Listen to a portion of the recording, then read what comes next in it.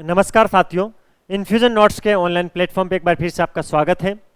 जैसा कि आपको पता है, अपन प्रतिदिन राजस्थान डेली करंट अफेयर की एक क्लास लगाते हैं, जिसमें अपन उस दिन के राजस्थान के करंट अफेयर को डिटेल एनालिसिस और स्टैटिक्स जीके के साथ कवर करते हैं। और क्लास के अंत में अपन सूजस की पत्रिका को देखते हैं, क्योंकि सूजस की पत्रिका प्रत्येक एग्जाम की दृष्टि से बहुत इंपॉर्टेंट है। राजस्थान में जो भी एग्जाम होते हैं, प्रत्येक एग्जाम में ज़्यादातर करंट अफेयर के क्वेश्चन, इकोनॉमिक सर्वे के क्वेश्चन और राजस्थान जीके के क्वेश्चन सूजस के सार में से पूछा जाता है। इसीलिए अपन प्रतिदिन क्लास के अंत में सूजस की पत्रिका को पढ़ते हैं। आज के इस सेशन में अपन 11 दिसंबर 2024 के राजस्थान के करंट अफेयर को देखेंगे।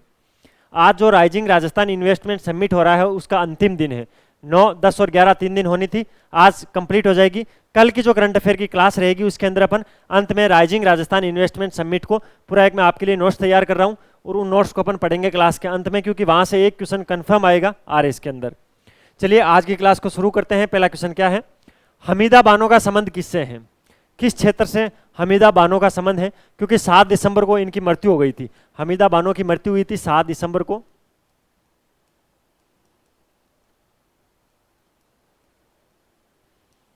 करंट का इश्यू इनको लेकर ये रहा था, लेकिन इस क्वेश्चन को मैंने इस प्रकार से फ्रेम किया है। एग्जाम में ज्यादा संभावना है मृत्यु की डेट पूछने से ज्यादा वो किस क्षेत्र में उनका योगदान रहा है। तो हमीदा बानो का संबंध, हमीदा बानो एक धावक है। अभी आपको पता होना चाहिए, जो राजीव गांधी ग्रामीण और शहरी ओलंपिक हुए थे, उनके अंदर इन्होंने भाग लिया था। ठीक है, सबसे उम्रदराज महिला थी जिन्होंने उसके अंदर भाग लिया था। धावक है ये कहाँ की है? हमीदा बानो उदयपुर की है, जिलों की नगरी उदयपुर की है हमीदा बानो। अंतर्राष्ट्रीय एथलीट है। राजस्थान की उड़न फिरी किसको बोलते हैं? राजस्थान की उड़न परी,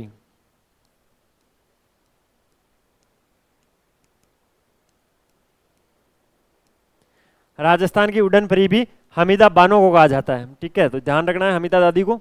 हमीदा बानो का भी निधन हो गया है।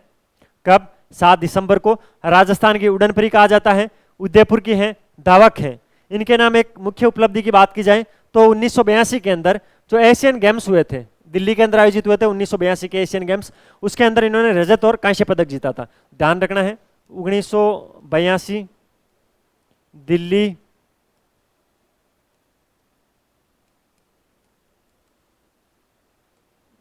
एशियन गेम्स, रजत एवं कांस्य किसने जीता? हमीदा ने जीता। इनकी मुख्य उपलब्धि ये है भाई, 1982 के अंदर दिल्ली के अंदर जो एशियन गेम्स हुए थे, उनमें रजत और कांस्य पदक जीता था हमीदा बानो ने। इसके अलावा और क्या इंपॉर्टेंट है ये देख लेना। राजस्थान की उड़न परी हमीदा बानो उदयपुर की है, 7 दिसंबर को निधन हुआ है। 1942 में दिल्ली में एशियन गेम्स में रजत और कांस्य पदक जीता है। इसके अलावा इनको कुछ पुरस्कार मिल चुके हैं। अगर कोई भी किसी महान हस्ती का निधन होता है तो उनको जो जो पुरस्कार मिल चुके हैं वो एग्जाम की दृष्टि से इंपॉर्टेंट हो जाते हैं। इनको एक तो महाराणा सज्जन सिंह पुरस्कार मिल चुका है। कौन सा? महाराणा सज्जन सिंह पुरस्कार। ये कलर दिखेगा नहीं इसमें।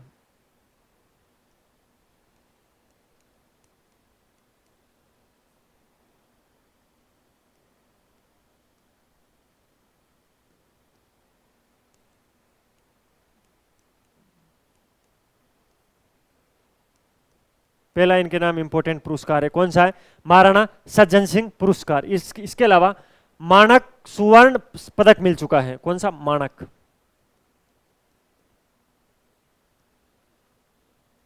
माणक पदक। तीसरा इनको खेल के क्षेत्र के अंदर दिया जाने वाला मेजर ध्यानचंद पुरस्कार।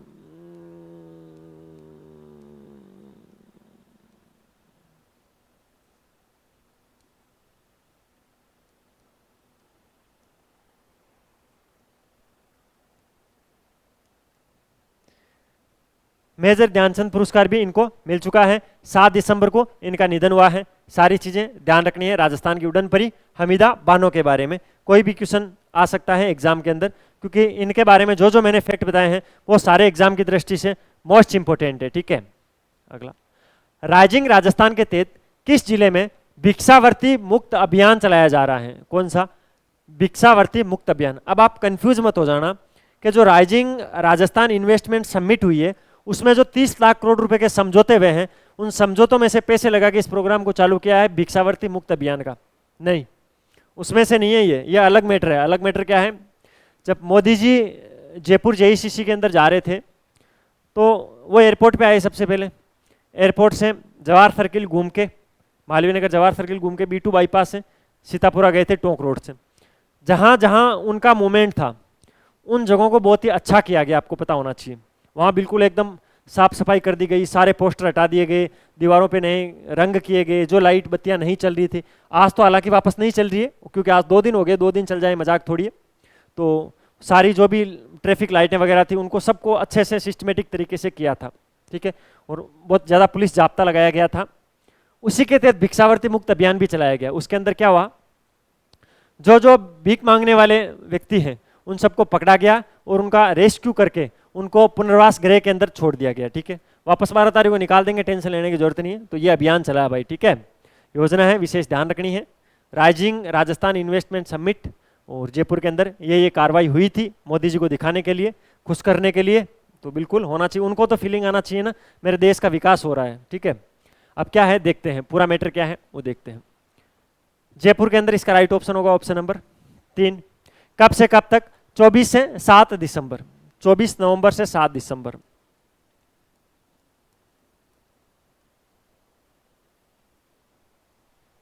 ठीक है, इसका आयोजन किसने किया था? जयपुर जिला प्रशासन, सामाजिक न्याय और अधिकारिता विभाग, पुलिस प्रशासन, नगर निगम जयपुर ग्रेटर हेरिटेज। ग्रेटर और हेरिटेज आपको पता है 2 है नगर निगम, एक जयपुर ग्रेटर है, एक जयपुर हेरिटेज है। तो इन दोनों नगर निगमों ने इसके साथ में जयपुर जिला प्रशासन, सामाजिक न्याय और अधिकारिता विभाग और पुलिस प्रशासन के सहयोग से इस भिक्षावृत्ति अभियान को चलाया गया था। इसके अंदर एक संस्था सहयोगी थी, वो इंपॉर्टेंट है, ऐसा लिखूं सहयोगी संस्था। एग्जाम में इस सहयोगी संस्था का नाम पूछा जा सकता है भाई। इस संस्था का नाम क्या है? मेरी पहल संस्था।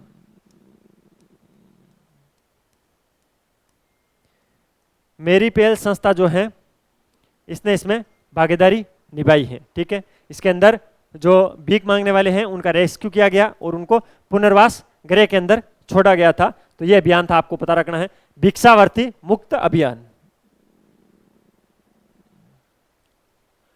केंद्र सरकार की कैबिनेट ने हाल ही में राजस्थान में कितने नए केंद्रीय विद्यालयों को मंजूरी दी गई? आपको पता होना चाहिए, परसों की क्लास के अंदर जब मैं आपको सुजस की पत्रिका पढ़ा रहा था तब मैंने आपको ये चीजें मेंशन की थी। वहां मैं क्वेश्चन की फॉर्मेट में इसको फ्रेम नहीं कर पाया था क्योंकि वो सुजस के अंदर आया था। आज मैं इसको क्वेश्चन के फॉर्मेट में फ्रेम करके लाया हूं आपके लिए।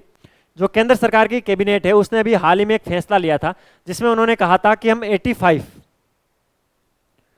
नए केवी है ना, केंद्रीय विद्यालय, इसके अलावा 28 नवोदय विद्यालय। कितने? 28 नवोदय विद्यालय।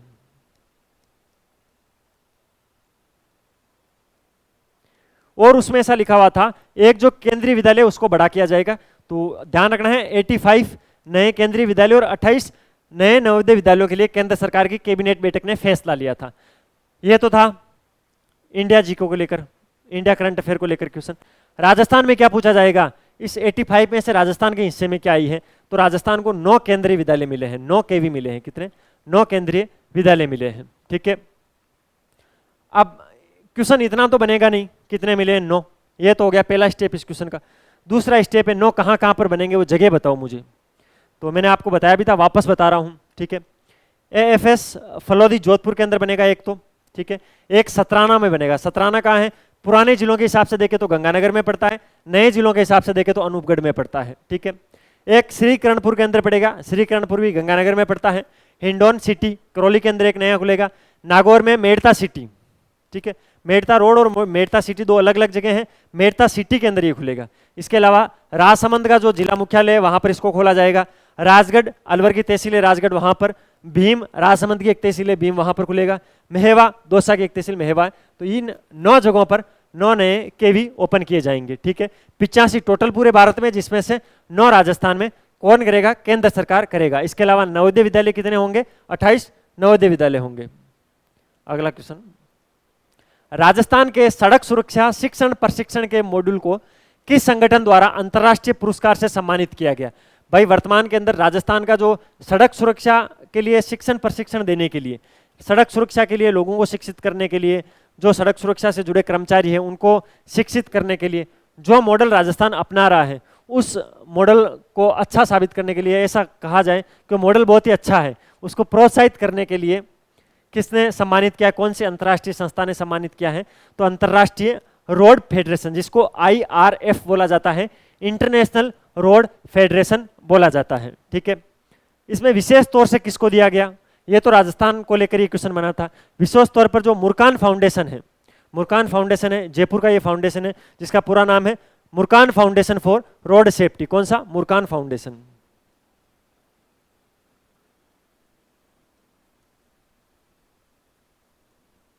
मुर्कान फाउंडेशन को ये पुरस्कार दिया गया था। ठीक है, इसके लिए तुर्की के इस्तांबुल के अंदर एक प्रोग्राम आयोजित हुआ था जिसका नाम रखा गया था वर्ल्ड रोड कांग्रेस। उस प्रोग्राम के दौरान ये पुरस्कार दिया गया था। ठीक है, किसने दिया है? अंतर्राष्ट्रीय रोड फेडरेशन ने दिया है। ठीक है, इसके अंदर जो IRF के चेयरपर्सन थे, उन्होंने जो सांत्वना बसीन है, उनको ये पुरस्कार दिया था।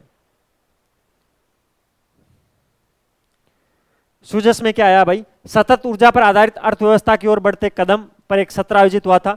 टोटल कितने सत्र आयोजित हुए, कितनी बैठकें हुई, कितने देश शामिल हो रहे हैं, उसमें से कितनी पार्टनर्स कंपनी है?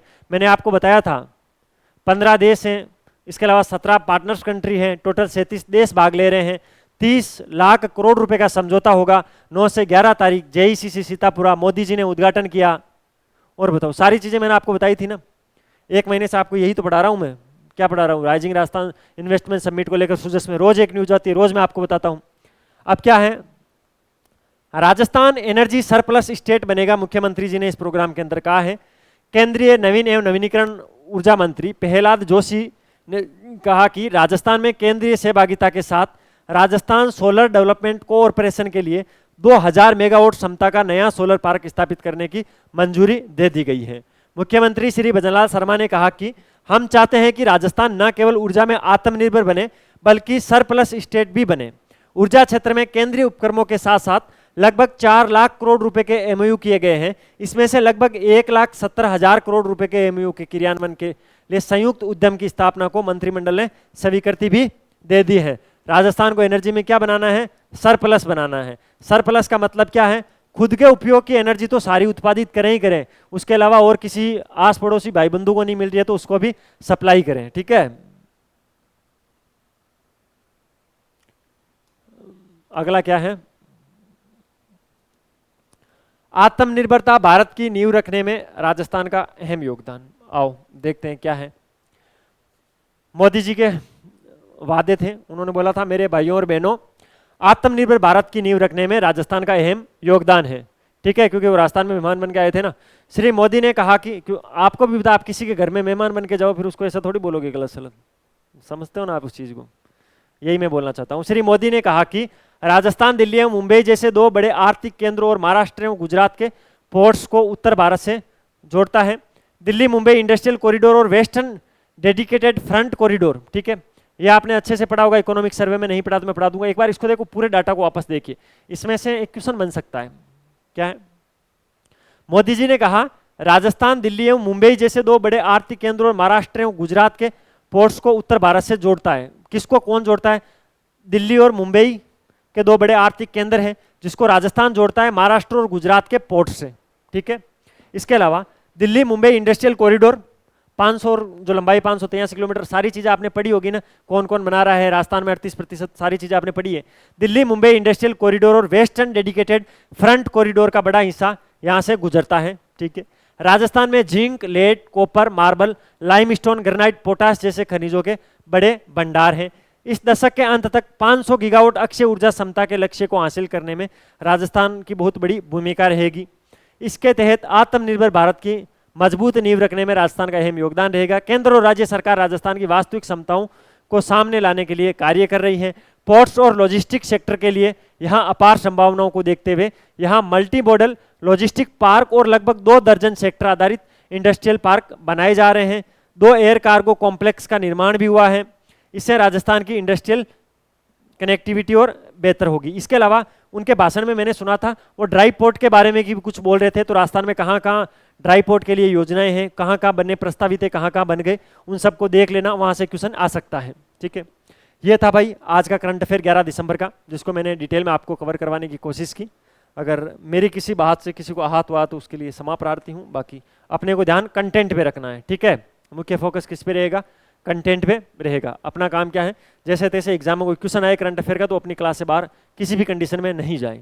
ठीक है, इसकी पीडीएफ ले लेना, ये नंबर है, इस पर आपको मैसेज करने हैं, सर आपकी जो डेली राजस्थान करंट अफेयर की पीडीएफ आती है वो हमें भेज दिया करो, हम इस एग्जाम की तैयारी करें। आप किस एग्जाम की तैयारी करें वो भी उनको जरूर बता देना। ठीक है, ये नंबर आप सेव कर लेना अपने मोबाइल में। ये अपनी वेबसाइट है infusionnotes.com के नाम से। यहाँ पर आपको क्या मिलता है, राजस्थान के किसी भी गवर्नमेंट एग्जाम की तैयारी करे हो, REET first grade, second grade, RS, पटवार, वीडियो, पशु परीक्षण, जो भी एग्जाम हो, ठीक है, सभी एग्जाम के हैंड रिटन नोट्स आपको इस वेबसाइट पे मिल जाएंगे।